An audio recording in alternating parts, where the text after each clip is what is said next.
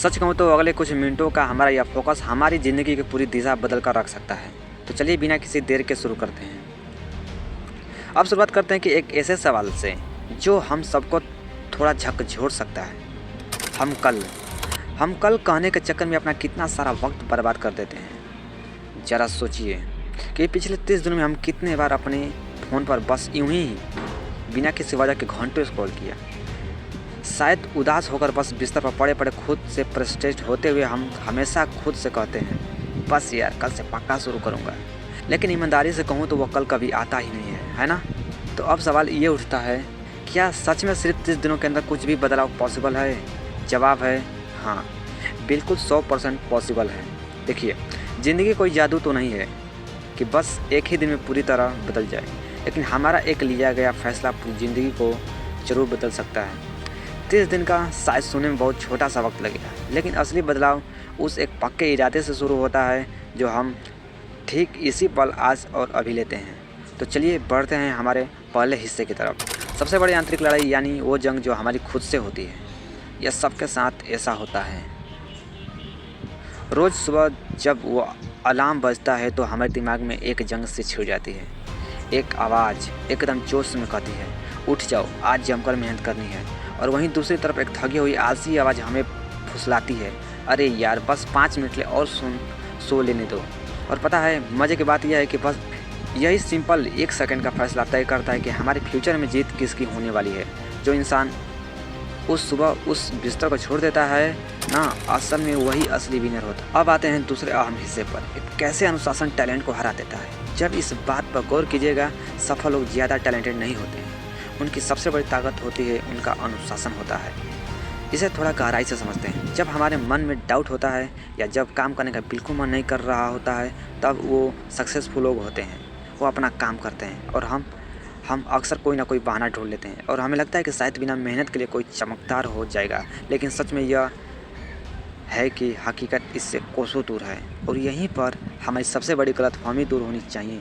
देखिए, बहाने बनाने से हमें ज़िंदगी का पर हर दिन पसीना बहाना, बिना किसी डिस्कशन के अपने गोल पर पूरी तरह फोकस करना, बस यह एक इकलौता रास्ता है। अब आगे बढ़ते हैं तीसरे हिस्से की ओर, हमारा दैनिक एक्शन प्लान। यह कह लीजिए कि हमारा 30 दिन का एक चुनौती ब्लूप्रिंट है। पहला कदम, हर रोज़ पूरा 1 घंटा अपने उस सबसे बड़े सपने का नाम कर दीजिए। दूसरा कदम, रोज़ कुछ ना कुछ नया सीखें, कोई अच्छी किताब पढ़ें। तीसरा कदम, रोज़ वर्कआउट करें ताकि हमारा शरीर और दिमाग दोनों फौलाद की तरह मजबूत बने। और चौथा कदम, जो लिटरली सबसे ज़्यादा ज़रूरी है, खुद से पूरे कॉन्फिडेंस के साथ कहें मैं किसी भी हाल में हार नहीं मानूंगा। यह फिजिकल और मेंटल डिसिप्लिन का एक पूरा पैकेज है। जैसे जैसे कैलेंडर के पन्ने पलटेंगे, यह रूटीन हमें अंदर से एकदम स्ट्रांग बना देगा। जब हम इस सफ़र की शुरुआत करेंगे ना, तो बाहर से बहुत सोच सुनाई देगा। स्टार्टिंग में लोग मजाक भी उड़ाएंगे, कहेंगे अरे यार क्या कर पाएगा। लेकिन जब हमारे रिजल्ट दुनिया के सामने आएंगे तो वही लोग पूरी इज्जत के साथ कहेंगे हमें तो पहले से पता था कि ज़रूर कुछ बड़ा करेगा।